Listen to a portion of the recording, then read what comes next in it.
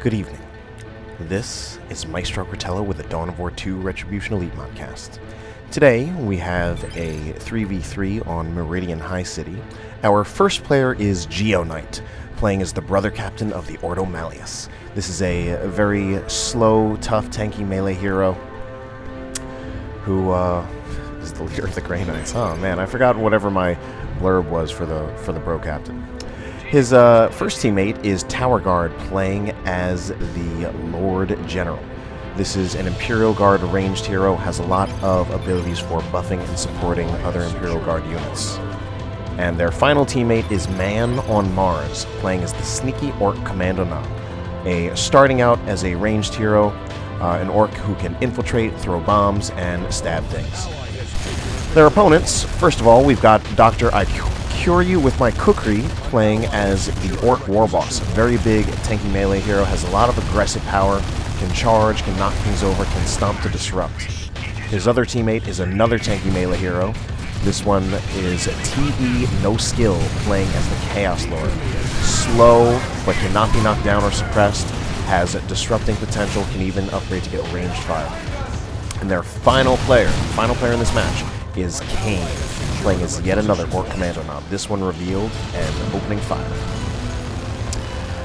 Alright then, so as I've been looking around for replays, turns out there's a new whole system of uploading replays on the Elite Mod website, dawnofwar.info, where there are a ton of 1v1 and 2v2 replays. And also turns out that I have a inbox for people to submit replays, and I just checked that for the first time in obviously about a year, and there are already about like 7 or 8 submissions. So yeah, I'm at no shortage of replays right now. But anyway, it's not about the other replays, it's about this replay. We've got a strike squad of the Ordo Malleus, just barely losing a model right there, and those models are expensive. So one of the things that has apparently happened in the time that I've been gone is that the Grey Knights have been renamed to the Ordo Malleus. And I mean, of course, that's obviously what they are in the first place. Well, obvious if you're familiar with the lore and such. But it's something that within the game itself, they are now labeled as the Ordo Malleus instead of the Grey Knights. So, blue team with a complete, almost a triple cap at the moment, but the red team getting the decap in the middle. Looks like it is TowerGuard right here who is kind of dominating in the right lane, but I'm sure it looks like the Kommando Nob from Kain is about to come back out. The red team is about to take control of the middle, or are they?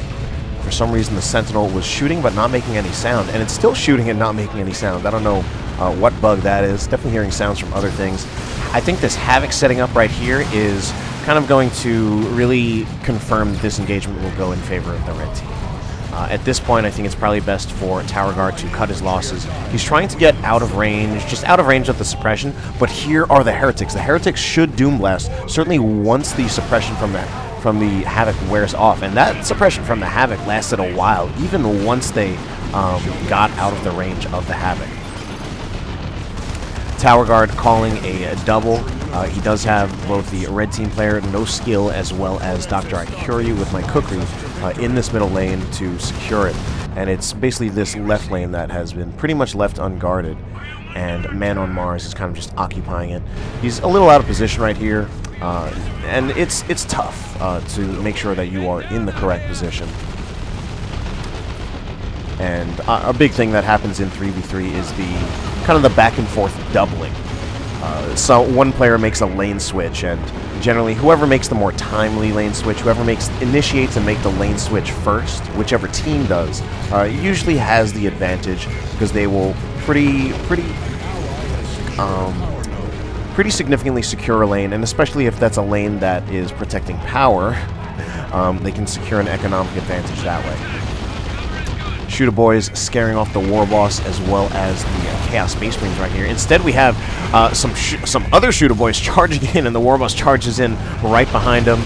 Very much in true Orky fashion right there. But I think once the Warboss gets in there, well, I was saying once the Warboss gets in there, that should be the distraction that the Chaos Space Marines need to kind of just do their damage. But the Shooter Boys are actually kind of just getting kited off the map while some other things happen. We have a Heretic squad that came fairly close to going down, but I think it has enough health that it won't go down. There isn't enough range fire, or certainly not any melee fire, to finish them off. But the Warboss right here being very, very powerful and annoying. He does have 2 upgrades. He's got the Cyborg Implants as well as the Angry Bits. The Cyborg Implants does come off as a slightly surprising upgrade. The main thing that would really help him with in Tier 1 is the Brother Captain. Other than that, it doesn't feel like the most crucial upgrade, but I guess he just wanted it. Angry Bits, however, does seem like a more choice upgrade, and he might have just wanted a little bit of a health bonus from the Cyborg Implants to help him with the Angry Bits, help him with charging in. There is some synergy between these two, at least for the durability, with getting some extra health from Cyborg Implants, as well as the health regeneration from Angry Bits. Angry Bits, the more important thing, though, is that it gives him the Now I'm Angry ability, which allows the Warboss to charge, and that makes him potentially very, very aggressive. It's an aggressive ability that most other melee heroes do not actually have. The Hive Tyrant being one that would have it, but I think the Hive Tyrant is overall slower. Certainly the Hive Tyrant definitely has less than average speed, 4.5 off the top of my head, unless it's 4, which I'm pretty sure it's not. Warboss, if I remember correctly, actually moves at the default speed of just 5.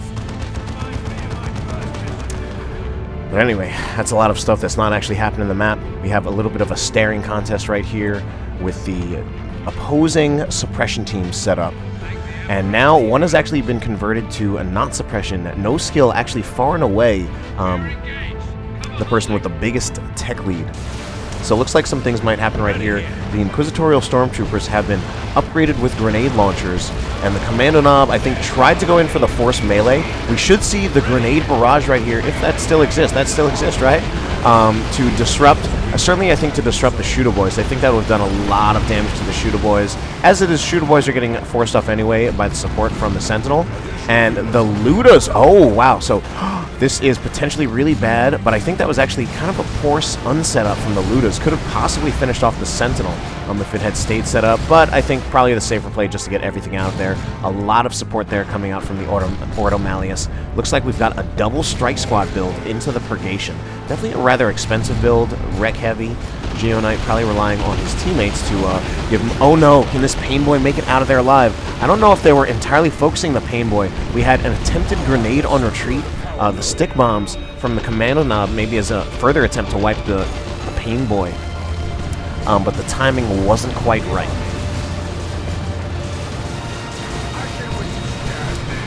Chaos Havoc's way out of position there. Not really... I mean, I understand he was trying to move things into position to shoot, but he also had the Chaos Space Marines. If anything, the Chaos Space Marines should have been ahead. The Chaos Space Marines have more capabilities as a front line unit than the Havocs, which really need to stay far behind. Ooh, but we've got a Purgation. The Purgation from GeoKnight upgrades to the Psy Cannons, but is going to get way outgunned by the Shooter Boys right here. The Strike Squad also in a lot of trouble. I don't think this set of engagements is going to go well for GeoKnight. He does lose at least one. He lost one model on the Strike Squad. I believe he lost, yes, he lost one on the Purgation as well. The Strike Squad nearly wiped and does in fact get wiped. Terrible engagement for GeoKnight. That would have already been a bad engagement for GeoKnight, even if he had just lost models on that Strike Squad, because those Strike Squad models are very expensive. He really just got caught out of position and did not retreat early enough. Meanwhile, the Brother Captain has been upgraded with the Nemesis Force Halberd as well as the Nemesis Vortex. The Nemesis Vortex is a personal favorite ability of mine. Man, can't even speak English there. He kind of creates his own Plague Cloud, similar to the Plague Cloud ability from the Plague Champion, that will eventually explode. It's a fun ability to watch. I think generally in kind of what little there has been of a Grey Knight metagame, it has generally been overshadowed by other war gears in that slot. Other less interesting but more practical war gears. Sentinel Missile Launcher, still not making any sounds. The Sentinel Missile Launcher is generally kind of the scaling choice for the Sentinel once it gets into Tier 2. Because look at that damage that it did right there. That wasn't... I don't even think that was the full barrage, but it took a chunk out of the Shooter Boy health. Meanwhile, we've got a War Truck out from Kain and a Chaos Dreadnought on the way from NoSkill. So we've got some vehicle plays coming in from the red team, which has a much bigger army, while the blue team has a very small army. Particularly Man on Mars is losing quite a bit of models.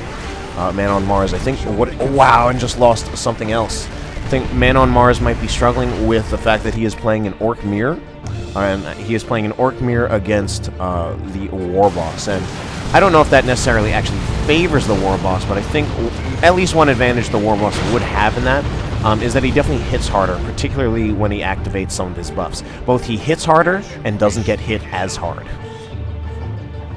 Or at least he has ways to do both. Ways to hit harder, ways to do both. And by ways, I mainly mean his 2 global buffs, Use Your Choppas and Arg Boys. I'm glad I remember that after such a long time. Never was actually an Orc player. So, triple cap for the red team, and this is a triple cap that they're going to hold on for a little while, I think. The blue team is building up their forces, because right now, certainly Man on Mars does not have an army to actually take on the opponent. Kain is asking about the push. And, oh, that is certainly the other team. And, oh, so it's the other team, the red team, that's communicating. Kain asking about the push, and Dr. I cure you with my Kukri is being the shot caller, deciding to just wait for the attack. They're in the position, they are entrenched, and they already have what they need to bring up. They already had what they need to bring about the win condition, which is the triple cap. And it's a smart play. There are definitely theories in many different games. Basically, when you have the advantage, when you are in the win condition, don't overextend, as you may end up giving up the win when you really don't have to. Pressing a little too hard for them. And I mean, there are different philosophies. That's more of a not-lose philosophy. Some people might have more of a go-for-the-win philosophy, which is more of a high-risk, high-reward thing. There is the Nemesis Vortex going into a blob. Now, the tough thing about the Nemesis Vortex is that you do have to micro it, and we're not seeing that from GeoKnight. He is not microing it, and you do actually have to micro it. And it goes unmicroed. Does actually kill some Heretic models, even unmicroed. A lot of other things going on right here. We're seeing the upgraded Lord General does have the Commissar upgrade, giving him the Refractor Field. Has a few others, a little hard to tell without looking too close because there's so much other action going down. NoSkill loses his Chaos Space Marines. A lot of things are dying right now, as well as a lot of missiles and rockets going in. The heavy turret right now is going to be a big deal. It's doing a lot of damage from long range, but it needs to be supported. If it's not supported, it will be taken out by the tank busters. So I think the best chance, maybe if the Lord General... No, that heavy turret's going down. The side cannon purgation get tied up by the Slugger Boys, and if we don't see a retreat from GeoKnight, we're going to see a wipe squad. We see a wipe squad anyway. So the purgation, he's got a new purgation here, which is doing some other stuff.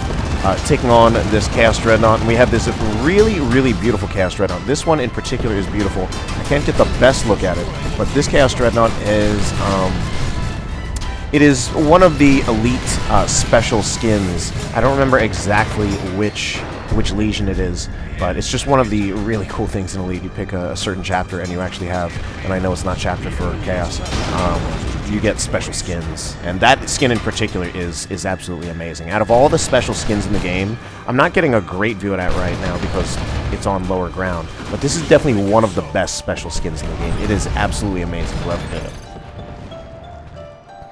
So a lot of things just happened. Lehman Russ out on the field from TowerGuard. Lehman Russ, I do feel is... I really feel the Lehman Russ is pretty exceptional. I personally felt that for a very long time with its damage mitigation. It really just has a long-standing presence. Like, I feel like the Lehman Russ is...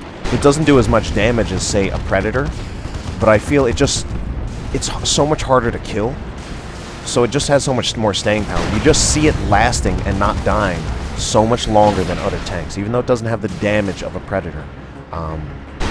It just tends not to die, and as long as it doesn't die, it's just going to stay there and do its damage every engagement. Now, I think it might be a little far forward here, but the Weird Boy is certainly a little far forward. Needs a Warp Vomit. He's going to die anyway. A huge misplay by Man on Mars. Weird Boy way overextended, especially since some of the units had made it past the minimum range of that Warp Vomit. Warboss right here, charging in, but getting suppressed and not going to be able to do anything. He'll be lucky to get it out of there alive. So much range fire. As tough as that Warboss is, he was just overextended right there. And that's actually one of the tough things about the tanky melee heroes in team games.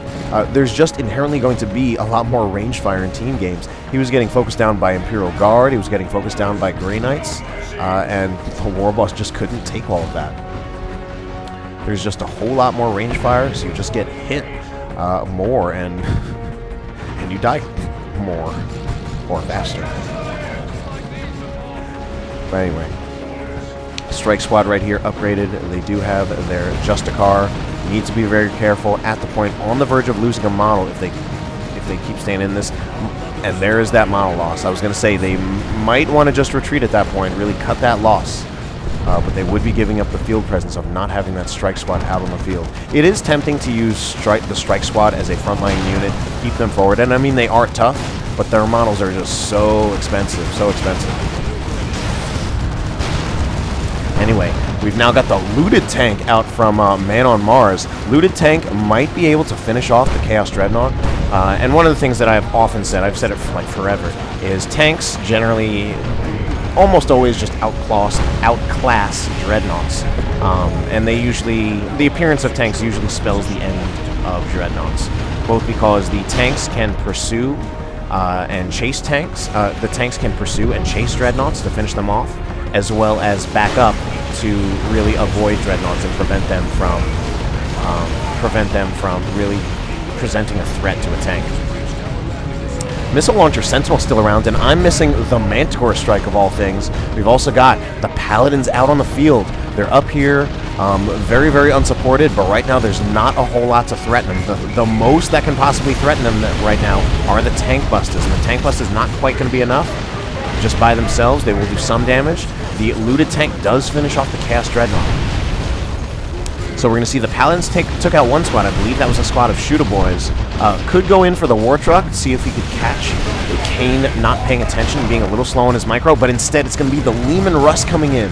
Leman Russ does have the elite tank crew, still the default battle cannon, which is the more versatile of the weapons on the Leman Russ. It is actually the most versatile. You keep the default range, whereas the other two weapons are a little bit more specialized. Obviously, there is the Vanquisher, which is the AV upgrade, gives you more range, but makes the Leman Russ a little less effective against infantry. Or you can get the Executioner, which will make the Leman Russ much more effective against infantry. This Death Dread is pretty much guaranteed to die. I was going to say guaranteed to dry. Yeah, it's just going to die here. I thought he was actually going to go for the Manticore, and if he had attempted to go for the Manticore, that really would have been the best possible trade he could have made. Like, if he had been able to finish off the Manticore with the Death Dread right there, that trade would be absolutely worth it. I'm not sure if he actually could have done that. I think the Death Dread was just being chased down by the tank, and I don't think it would have been able to finish off the Manticore in time. Here we go with the rocks. That heavy weapon team is definitely gone, or is it? Manages to get knocked to the side. No, it's gone. So rocks, hugely impactful nuke from the Orcs. The more you can get inside of rocks, just the greater the value. And I mean, that's kind of obvious, but the rocks is just a very destructive and powerful nuke. In my opinion, it is in the better half of nukes. And that's my opinion. But I feel like I have some pretty sound reasoning on why. Paladins look like they are not going to get out of this alive, and if they do, I was going to say, if they do, it would be with barely anything, but the Paladins gone, just way overextended. So much here to kill them. The Brother Captain going in, he has switched to the Holy Armor of Titan, gets temporary invulnerability, but honestly, not that much invulnerability, and he's going to go down too, definitely. So, misplay by GeoKnight right there. Excuse me, and I think that's one of the tough things. The invulnerability on the Brother Captain right there only lasts, I believe, 5 seconds, which is not that long in this game. That might be long in a different game, like a MOBA. We're going to see double looted tank shots. That is so painful. Very, very close. If there was some additional follow-up there, like if that Manticore strike had come just a little bit earlier, we could have seen a few dead Orc squads right there. As it is, Kain, he took a lot of model losses right there, but actually very lucky to not lose a single squad right there. Very, very lucky to do. VPs now even, relatively even, 234 to 187, but it is the blue team in the lead and with the double cap, so they're going to start getting the VPs ticking down in their favor.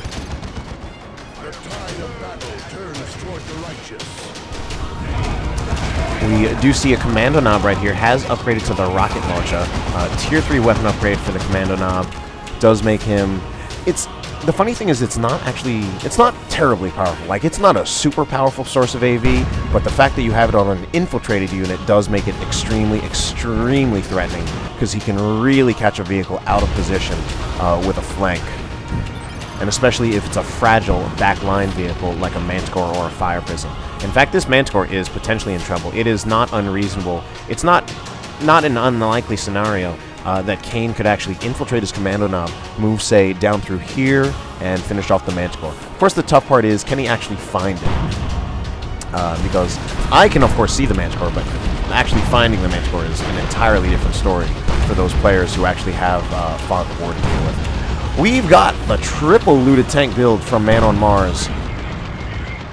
Now, what's going to be a little bit tough about this looted tank build, it's certainly going to be powerful.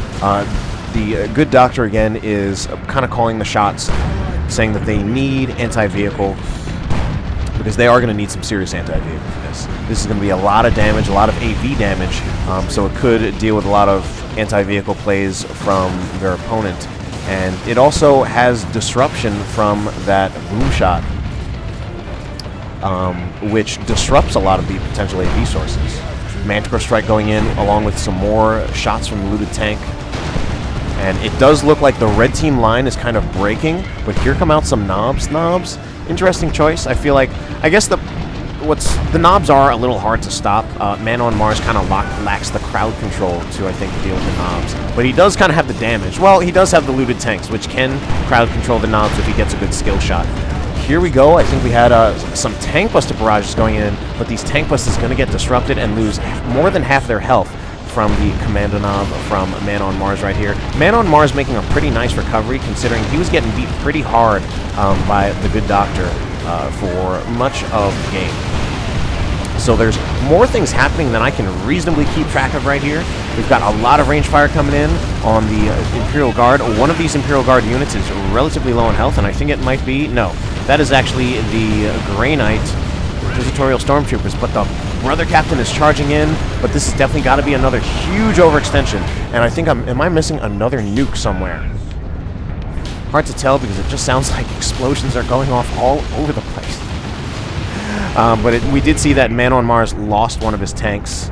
I guess just actually succumbed to some of the AV. And his tanks, he's got one that is upgraded with the reinforced plating. Easier just to say extra armor. That's kind of the colloquial just designation for any of the units in this game that have an ability, that a vehicle unit that gives them more health, extra armor. In the case of the looted tank, it's called reinforced plating. There are other units where it is actually called extra armor. Whew. So a lot of stuff going on in this game, but we're finally getting a little bit of a break. And we're seeing... So at this point, one of the things I would look at is who has a nuke ready. Only GeoKnight has a nuke ready, so that would be an orbital bombardment. I kind of talked before about my personal nuke tier list, but in general, I believe obviously there are 6 nukes in the game. The top half are the orbital... No, sorry. The top half are the Rocks, the Eldritch, and the Rocket Run, while the bottom half are the orbital bombardment, the Imperial Abyss, and the Tyrannoformation. And that's my personal opinion. I know some people may disagree, but in general I believe that top half of nukes tend to either have more impact or be more reliable. Certainly those nukes that I say are on the bottom half, they still definitely have some extremely destructive potential, but I think they tend to be either less reliable, less powerful, or just less impactful. Harder to use too.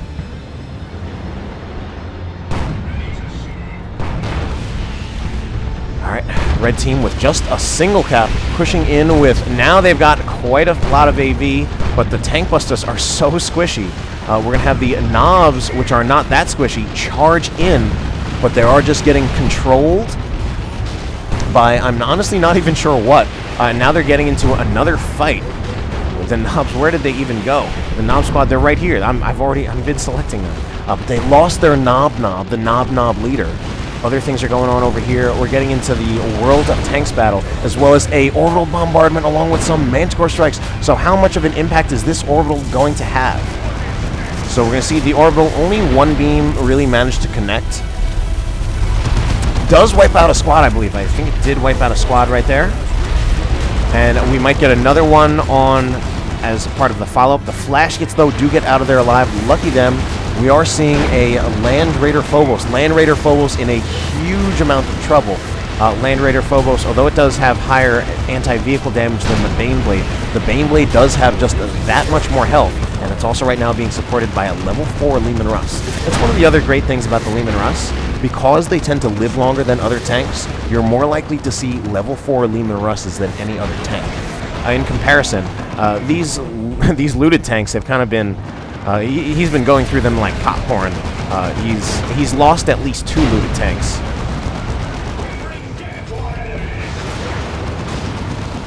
Alright. Gas Terminators are in there with their Lightning Claws, but they don't have a lot of health left. Corrali do not want to approach all of these Psy Cannons. We've got some from the Interceptors, double Interceptors now. Double Interceptors with Psy Cannons. They've got a lot of Psy Cannons. One of them also has the Grenades upgrade. Grenades upgrade. And a lot of stuff going on right here. We're seeing a Stun Bomb going in. I bet we're going to see, kind of a little bit of a missed throw, though, from Kain. And, but here's the rocks.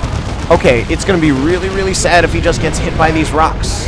Alright, it looked like he was just going to get straight up hit by those rocks. I think he got kind of lucky there that he did not get hit too hard, because that was a late teleport. All things considered, right now, I'm personally feeling like the blue team is going to have the edge here. It does feel like they're kind of taking the edge in these engagements. We've got the Interceptors kind of having a lot of staying power, as well as the Purgation firing from longer range, having some staying power of their own, or just not taking damage. Meanwhile, I feel like the tank force from the blue team is definitely dominating over the equivalent tank force from the red team, which is literally just this Land Raider Phobos that's taking a lot of damage. There's just so much more maybe not anti-vehicle damage, but there are more tanks, more vehicles coming out from the blue team, and a lot of their tanks do anti-vehicle damage. Whereas most of the AV coming out of the red team is infantry-based. And a lot of that is getting DPS down a lot quicker, crowd-controlled. Certainly the Nobs are getting suppressed a lot. They're having a lot of trouble being useful, while the Tank Busters are just so fragile that they will often take a lot of damage attempting to get their shots off. They'll attempt a barrage. The barrage, not terribly reliable just because of the amount of time your opponent has to move out of the way. Can work on slower units like this Baneblade, but the Baneblade is also supported by a bunker right here. Now this is a bunker, but this is also a team game, so we could potentially see nukes to dislodge the bunker, but the only nuke the red team could have on standby is the Imperial Abyss from the Chaos player NoSkill. So if you can get that nuke, I actually heard the Imperial Abyss might not be the best nuke for that purpose. It might work, kind of. But anyway.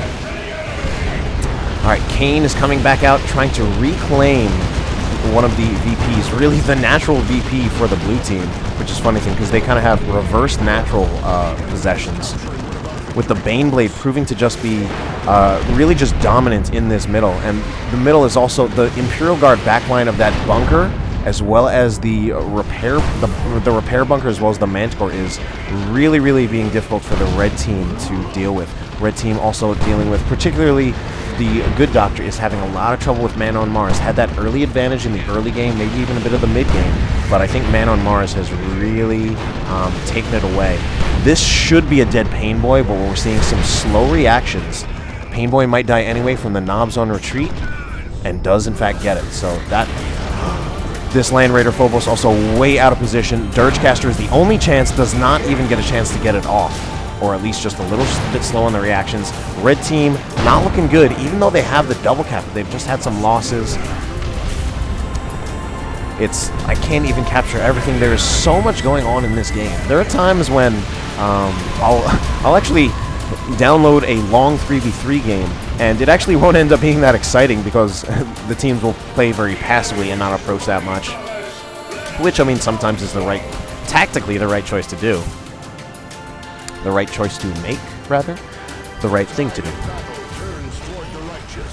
Meanwhile, Nob's on retreat from manonmars. So this is manonmars. He's not going to lose his Nobs. Double cap for the blue team. Still feeling like they might take this. This Imperial Guard backline is just really proving to be tough. There's even a backup bunker. But they might be a little too far back, and the Kommando Nob can be very, very helpful. Kommando Nob gets disrupted, but he doesn't even move, so they're able to get that decap to basically stop the cap. Kommando Nob right here is actually not taking a huge amount of damage, so he's just going to keep on going for the cap. But I think that Manticore might get him off the cap, does not react, kind of just hoping that the shots would go somewhere else, and the Kommando Nob from Kain does go down. But he did do something very, very important there, getting that decap, keeping the red team in the game. Here is the rocket run. Wow, if that's a really nice rocket run, gets three squads, and that is a big part of why I personally believe the rocket run is in the top half of the, basically of the nuke tier list. We saw it right there. Get 3 squads. It is by far the most reliable nuke. Right here, we're going to see the Imperial Abyss. Imperial Abyss does get 1 squad. Baneblade moving out of the way though, and it can just move into the repair range. It might be okay. So we saw 2 nukes right there. The Imperial Abyss really not quite having the same impact as the rocket run. The rocket run is definitely by far the most reliable nuke in this game, and in certain situations it is inescapable if used correctly, which is, and actually in a lot of easy situations. So still feeling the blue team on this one though, and not that it's a bias, but it's looking like, the way the flow of the game is going, it's looking like the blue team is going to take this. We've got the Paladins getting the double cap right now on the red team's natural. The good doctor's now actually calling the GG. And yeah, there's no way the red team can take it back at this point.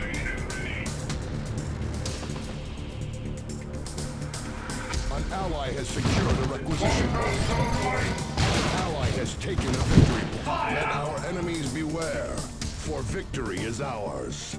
I actually love that ending quote from the kind of the Space Marine commander or whatever. It's beautiful. Hope you enjoyed the cast. Have a good night.